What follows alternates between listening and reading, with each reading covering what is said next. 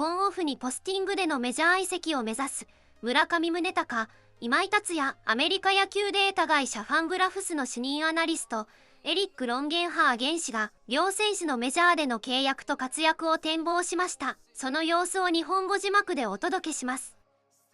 Let us begin with Munetaka Murakami. And the reason I want to bring him up first is because he's a big deal out in Japan. He's got the home run record set in 2022, 56 homers. Yet, if you look online, there are a lot of very smart analysts and writers who think that he might end up being the next Joey Gallo in Major League Baseball with a 9-figure contract. So let's just go right to the good stuff. What do you think about Murakami? I think if he ends up having a career similar to Joey Gallo, that you'd call that a win. Like a guy who has 3 40-homer seasons in the big leagues would be a pretty good outcome for someone who is swinging and missing as much as Murakami has been. Left-handed power like this is so rare and special, and you can swing it and miss a lot. And as long as you're getting to your power, you're a productive and, sometimes exceptional big leaguer.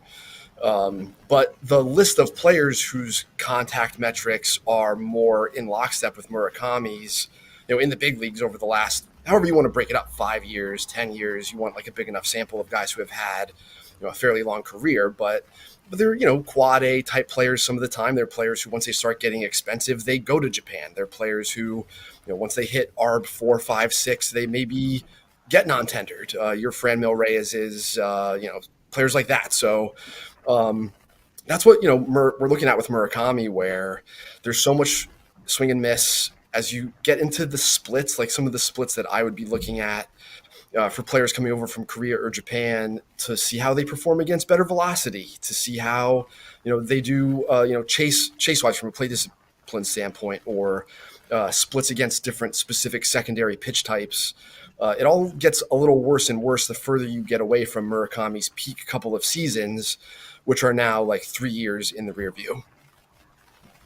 All right, so then that's the one thing I asked. I've seen the stat out there where over 93 or something, he was not good against 93 and above. So how worried should we be about these metrics? Because you're talking about 2 or 3 years ago when he was really great, but his numbers have declined. All the other analytics have declined. So if you're a big league team, why would you put a 9-figure deal on a guy that might hit you 40, but he also might strike out 30 to 40% of the time and not hit you 40 homers? Yeah, I think, just to cite it specifically, I'll do my Tony Kornheiser now, where I look at my notes so I get it right. But yeah, like between 2023 and 2025, so this is like a multi-year sample, which I wanted to take with Murakami because he's been hurt a bunch for the last 12 months. 2024 ended with injury. He had multiple throughout 2025. It's a 64% contact rate overall. Against fastballs, it's 71% contact rate. 93 and above, 61% contact rate. And just so like for context, if I'm just looking at like the big league leaderboard for the last handful of seasons, comparable players are like Bobby Dahlbeck and Miguel Sano and Luke Raley and Christopher Morel and players who are on the fringe. And I think, if you are a team that has a lot of money such that you can risk it for your biscuit on this is not a guy who I would expect to actually be in like the Mariners market, despite their needs, because they just haven't behaved in a way that would indicate, sure, we can throw a $100 million contract at a guy who might swing and miss too much to be good for very long. But the Dodgers might do something like that, or the Yankees might do something like that, or the Red Sox, who I'd argue did like a different version of the same thing with Masataka Yoshida, except where the power piece was just not there and the defense piece was not there. They felt free to do something, greater than what most of the industry thought was kosher. In Murakami's case, like you have to, the injury piece of it could factor into, your optimism. If he's going to get better, maybe it's just health. And then the other thing is, you have a player development department and you show Munetaka Murakami to that group and maybe come away with some preconceived notions about how you might make this guy better. Now, how much better does he have to be? Like ultimately, you don't have to go far down this like swing and miss leaderboard basically until you get to Teoscar Hernandez, until you get to, Aaron Judge and Shohei Ohtani, who swing and miss a lot. They're just making such – the quality of their contact when they make contact is so good. And like Murakami's not that type of physical beast like those guys. Teoscar is pretty close in terms of like Murakami's physicality and hits left-handed, but it is like, it's 6 percentage points or so of like worth of contact rate just overall. But it's like a 10% bump for the contact hitter Murakami's been to this point, which is like pretty big. And I don't know how you guys feel about it, Kratzy and AJ, like how much of hitting is really innate and how much of it can be taught. I think there's a difference between learning how to hit and being taught how to hit. And I think some of the learning can just come with reps. There might be a learning curve for anyone coming over from Japan just because of the quality of stuff in the States. But like there might be some swing maintenance that could be done to make this a little bit more viable. And even if, like the hitters I mentioned, Miguel Sano, et cetera, like there are peak seasons in there that you still feel good about overall. Like if you're a 2 WAR plus player, then you should be making like 20-ish million a year anyway. Like, so I think that he could get to be that, but I think the whole subset of teams is just not going to be in on this guy because of what the price is going to be for the handful of teams who think he's going to hit and maybe think that he can play third base. I talked to a prominent scout in the game, and he said 2022, the year you were talking about, he said it was elite level. It was elite level. It was high. It was velocity. It was low. It was breaking balls. It was in and out. He was covering everything. So to me, when you bring up somebody like a Joey Gallo, like those types of things, this is somebody who's done it at a high level. So that value should still be there because it's not like he's now on the wrong side of 30. Are teams putting all this out there saying, oh, okay, well, this is why we shouldn't pay for him so that they squash down this Japanese market for a hitter who has power that we haven't seen out of Japan? To me, the ceiling is super high, besides the fact that he might not be able to even play defense in the big leagues. The ceiling is super high.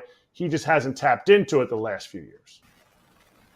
Yeah, I think you could argue that. And I think the angle that you're shooting there where it's like, wouldn't team sources want to tell the media things that suppress the player's value? Yeah, and in the same vein, there are agents for these players who are telling members of the media the opposite. Maybe they would consider Tatsuya Imai to be the top pitcher on the market. If you're his agent, I bet you do. You might have a heavier comp on that guy. And if you have a friend who likes to tweet and has a lot of followers and is maybe influential in the industry, then yeah, maybe you would hit the gas pedal a little bit as far as what you think about. There have been Japanese pitchers who have come over in the past where, pretty transparently, people, before I basically got off social media, you could see some of the comps being thrown around were the same clients for the agent of the Japanese player that the writer was comparing him to.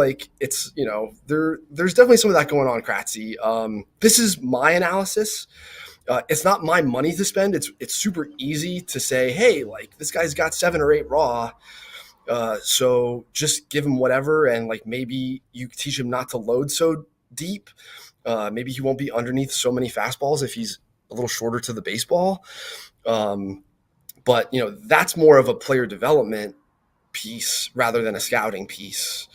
And just from where I'm sitting, there has to be either a rebound like you're talking about or a mechanical change, some positive player development for him to be the sort of player who justifies, an enormous contract.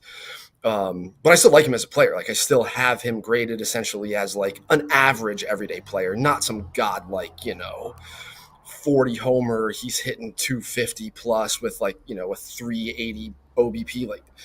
That's not necessarily what I think this guy's going to be. I think it's going to be frustrating. And, the other thing to mention, Eric, is Roki Sasaki at one point was, hey, he's done this before and this is how it looked. And then it trended worse for a couple of years. And I thought to myself, well, we've seen it in there before. Why wouldn't we be able to see it in there again? And then he went to the Dodgers, who are as good at developing players as anyone. And there were real struggles. Like, it wasn't just that putting on that uniform was a panacea for his issues. And so, I sort of have the same point of view as Murakami is concerned. How much does age factor into the entire value of what we're talking about here? We almost never have young free agents for baseball terms. Front offices live and die off of projection models and age curves. Some of this does have to do with the fact that, yes, it's a lottery ticket, but he's 25 years old. You can get better at 25 years old, and you also can't find 25-year-old position players with high upside on the market. So curious for your take there, and if you can mix in too the part you said about mechanics. We've seen many guys adjust mechanically, whether they're here at that age or from overseas. Again, I don't know. I'm just presenting the other side here, where we had like our pre-production call and Kratz was like, they said this about Seiya Suzuki. Then he came over and he's been a pretty good player in the big leagues. Good. Yeah, I agree with that. I think that there's a difference between the evaluation and the valuation. And his age is a positive variable impacting the way you value that guy. But the swing and miss stuff is still there. And 25 is 25. It's not 30. And I agree that it's better for him to be 25 than for him to be 29. Murakami's like maxed out. Like, he's 25, but he's not really projectable in the way that some guys are physically projectable deep into their 20s and maybe even beyond. This is like a stout, physically dense, like maxed out guy, where I don't necessarily see there being the sort of like projection I was taught to include in my report. Like, when I'm assessing someone's peak in the future, doesn't really exist with this guy visually and athletically. It only exists in his age as just a number. So that is where a little bit of like my tepid enthusiasm for that sort of comes in. But again, I think he's a good player, just not like, there will have to be changes, I think, if he's going to be an absolute beast. I want to know, am I going to the Dodgers? Am I going to the Dodgers, or are you going to the Dodgers? But what's his projection?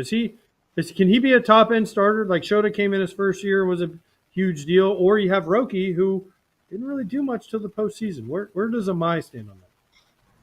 Yeah, he's really interesting. I think some of what you guys alluded to before I hopped on, where you mentioned that his strike throwing has improved year over year for like the last 3-4 years. And that's true. But I think some of what was at play with Roki is definitely at play with Imai too, where when you throw as hard as these guys do in Japan, they just chase it more often. And I think some of your strike throwing looks a little bit better because you're gifted chase.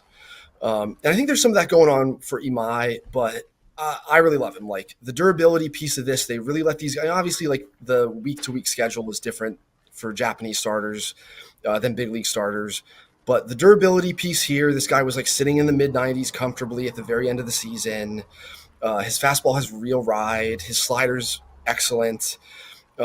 He's really athletic. Like, this is a really loose, whippy armed guy. He's deceptive because of the arm speed piece. He does not show hitters the ball until late. You see him laying back, like, and he's parallel with the ground. So as an athlete, I really like him. His stuff is great. He just sure looks like a starter to me, athletically and from a stuff standpoint. And I do think that the command piece of it is more fine than good. Like, definitely, three grades basically behind where I had Yamamoto when he was coming over, where Yamamoto was just like,